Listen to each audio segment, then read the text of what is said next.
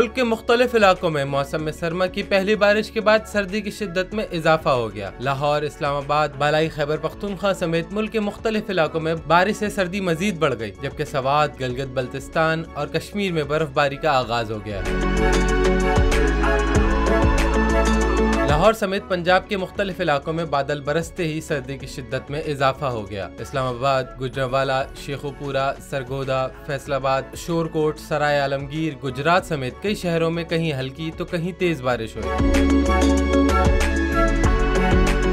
दूसरी जानिब सवात, मालम जब्बा, गिलियात में बर्फबारी का आगाज हो गया है। चिल्लास, गिलगित बल्तिस्तान, कश्मीर समेत सवात के सयाहती मुकामात पर मौसम सरमा की पहली बर्फबारी हुई, जिससे मौसम इंतहाई सर्द हो गया।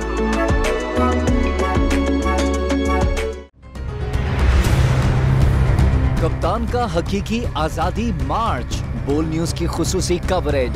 ये एक फैमिली मार्च है। हकीकी आजादी मार्च जो है जीटी रोड पर रवां दवा है। बोलने की हक और सच की बात। इमरान खान के कंटेनर के करीब फायरिंग का वाकया पेश आया। फायरिंग से जख्मी, अस्पताल मुंतकिल। कातिलाना हमले से किया पर्दा चाक। बोल हमेशा बना आवाम की आवाज।